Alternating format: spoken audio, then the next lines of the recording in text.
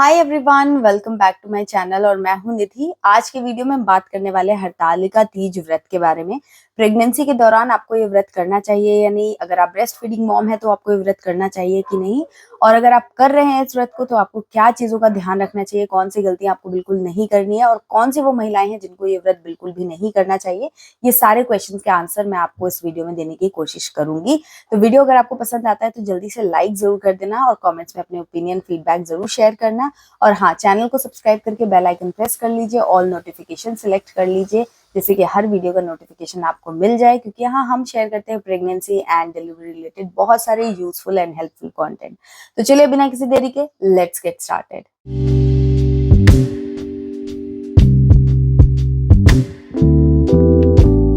तो सबसे पहले जानते हैं कि हरतालिका तीज व्रत ना करने का डाउट क्यों आता है। क्योंकि एक सिंपल व्रत नहीं है, थोड़ा नहीं काफी डिफिकल्ट व्रत है, क्योंकि इसमें आपको खाना तो नहीं खाना है, साथ में पानी भी बिल्कुल नहीं पीना है, और सुबह से लेकर रात तक मतलब अगले दिन आपको ये व्रत खोलना होता है। तो काफी ज्यादा डिफिकल्ट व्रत होता है, लेकिन क्योंकि ये व्रत जुड़ा होता है हमारे पति और हमारे बच्चे से रिलेटेड, तो हमारे मन में कई बार संशय आता है कि हर बार तो हम रखते हैं, तो इस बार हम रखें या नहीं रखें। तो मैं आपको सबसे पहले एक छोटी सी बात बताऊंगी कि जो व्रत है ना, उसका मतलब ये बिल्कुल नहीं है कि आपको खाना पीना ही त्यागना है। व्रत का मतलब ये है कि आपकी कोई भी पसंदीदा चीज जो है ना, अगर आप उसका त्याग कर रहे हो और भगवान को मन से स्मरण कर रहे हो, उनके प्रति अपनी श्रद्धा व्यक्त कर रहे हो, तो उसे बोलते हैं व्रत करना। तो ऐसा जरूरी नहीं है कि आप प्रेग्नेंट हो, आपके अंदर एक अनबॉर्न बेबी है और आप व्रत किए जा रहे हो और उस बच्चे को अगर कुछ प्रॉब्लम हो जाए तो वो बच्चा एक्चुअली में भगवान का स्वरूप है, उसका ख्याल रखना आपके लिए बहुत जरूरी है। तो इस माइंडसेट के साथ अगर आप करेंगे तो आपको डिसीजन मेकिंग में काफी आसानी होगी। अब बात करते हैं कि प्रॉब्लम कहाँ आती है। अगर देखिए आपकी प्रेगनेंसी जो है ना वो नॉर्मल चल रही है, कोई कॉम्प्लिकेशन, कोई किसी भी तरीके की कोई दिक्कत नहीं आई है, तब भी एक बार अपने डॉक्टर से पूछ लीजिए। अगर वो आपको बताते हैं कि ठीक है रख सकते हो तो आप इस व्रत को रखिए, लेकिन वहां पर भी आपको रिजिड या स्ट्रिक्ट नहीं होना है कि भाई मैं बिल्कुल पानी नहीं पीऊंगी, बिल्कुल खाना नहीं खाऊंगी, चाहे फिर कितनी भी तबीयत खराब हो जाए। ऐसा नहीं करना है।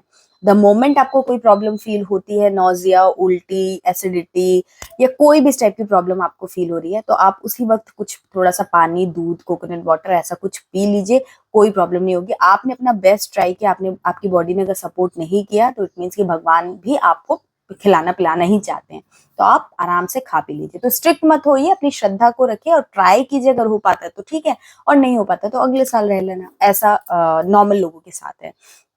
अब प्रॉब्लम क्या है कि आपकी जब प्रेगनेंसी होती है ना, तो बॉडी इतनी सेंसिटिव हो जाती है कि कोई भी प्रॉब्लम तुरंत जो है ना वो बॉडी को ट्रिगर कर देती है। और यूटीआई एक ऐसी प्रॉब्लम है कि डिहाइड्रेशन की वजह से अक्सर लोगों को यूटीआई हो ही जाता है प्रेगनेंसी में 1 या 2 बार, और बहुत ही प्रॉब्लमेटिक हो जाता है। अगर यूटीआई हो गया तो बहुत पेनफुल पूरा जो मतलब वो 4-5 दिन का पीरियड होता है, काफी डिफिकल्ट रहता है, और अगर वो इन्फेक्शन ज्यादा बढ़ गया तो फर्दर कॉम्प्लिकेशंस भी आ जाती हैं प्रेगनेंसी में।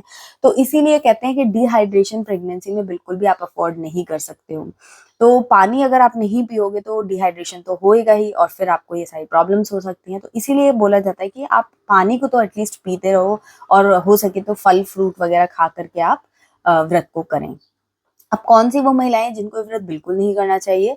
पहली, जिनकी जो प्रेगनेंसी है या प्रेगनेंसी के पहले से उनको कोई मेडिकल इश्यूज भी हैं तो उनको वो व्रत बिल्कुल नहीं करना चाहिए। दूसरा, जो महिलाएं अपने थर्ड ट्राइमेस्टर में, मतलब 7वां महीना कंप्लीट हो चुका है, 7, 8, 9 महीने अगर आपका चल रहा है कोई भी, तो उस टाइम पर क्या होता है, एमनियोटिक फ्लूइड लेवल जो है, इंडेक्स जो है वो कम होता रहता है वैसे ही। उसमें अगर आप पानी भी नहीं पियोगे तो वो एकदम से बच्चे को अफेक्ट करेगा न्यूट्रिशन में, एमनियोटिक फ्लूइड में, डिहाइड्रेशन अगर आपको हो जाता है, तो कुल मिला के सारी ही चीजें जो है ना वो बच्चों को अफेक्ट करती हैं। तो इसलिए अगर आप थर्ड ट्राइमेस्टर में हो तो एक बार अपने डॉक्टर से जरूर पूछ लो, और अगर पॉसिबल हो तो पानी पी करके ही व्रत करो। बिना पानी के व्रत बिल्कुल मत करो, क्योंकि रिस्क आप क्यों फालतू में लेना चाहते हो।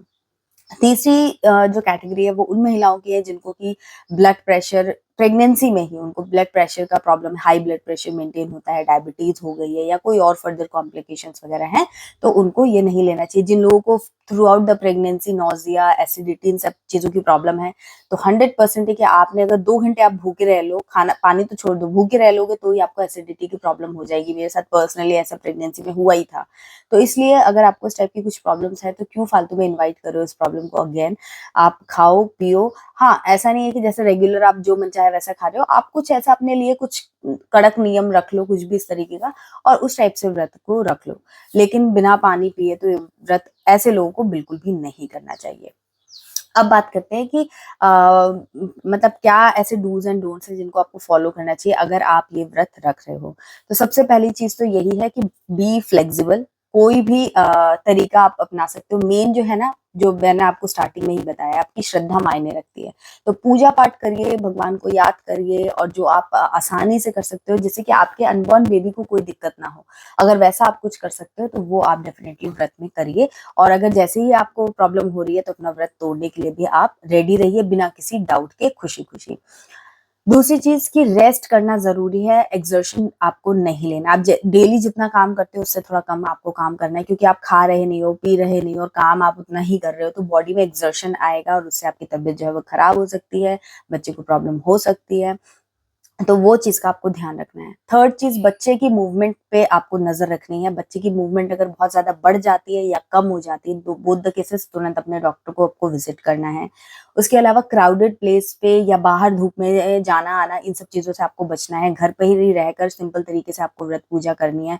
क्राउडेड प्लेस में जाने से क्या है कि आपको किसी भी तरीके की प्रॉब्लम, धक्का मुक्की लग गई, फिसल गए, कुछ भी इस टाइप की प्रॉब्लम हो गई, खाया पिया नहीं तो शरीर में भी थोड़ी वीकनेस से फील होगी, तो वो सारी चीजों से बचने के लिए घर पर ही रहें। उसके अलावा आप ये भी ध्यान रखो कि जब व्रत पूजा वगैरह होती है ना, तो कुकिंग का या बहुत सारे काम आपके पूजा के भी और इधर उधर के होते हैं, तो उस पर भी आप ध्यान रखो कि आपका पोस्चर एक ही जगह पर आप काफी लंबे टाइम तक, या तो बैठे हैं तो बैठे ही रहे हैं, और खड़े हैं तो खड़े ही हैं, सोए हैं तो सोए हैं, वो नहीं करना है। बॉडी का जो मूवमेंट है वो चेंज होते रहना चाहिए, नहीं तो फिर आपको बैक पेन, पैरों में दर्द, ये सारी प्रॉब्लम्स या स्वेलिंग वगैरह की प्रॉब्लम्स हो सकती हैं।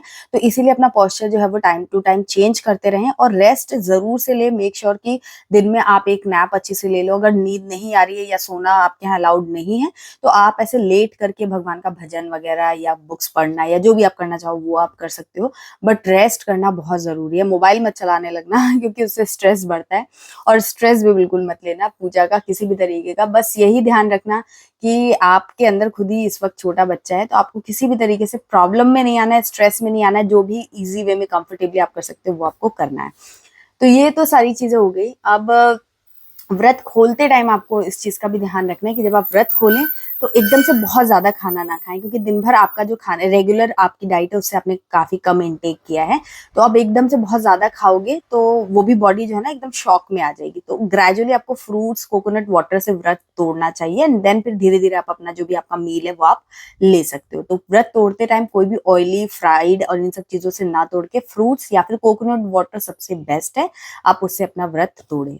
तो ये सारी चीजें अगर आप ध्यान में रखते हैं और इस व्रत को करते हैं तो आपका व्रत भी हो जाएगा, और आपको कोई प्रॉब्लम भी नहीं आएगी, आपकी प्रेगनेंसी भी अच्छी रहेगी, और सब कुछ आपका ब्रेस्ट फीडिंग एक्सपीरियंस भी काफी अच्छा रहेगा। तो आई होप ये वीडियो हेल्पफुल रहेगा। अगर कुछ डाउट है तो कमेंट्स में पूछ सकते हो। वीडियो पसंद आया तो लाइक, कमेंट और शेयर भी करना अपने फ्रेंड्स एंड फैमिली के साथ में जिनको भी इस वीडियो की जरूरत है।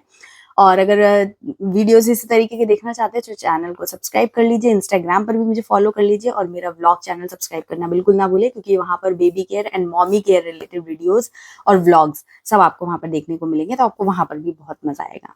तो मैं मिलूंगी आपसे एक नए वीडियो में, तब तक के लिए बाय एंड टेक केयर।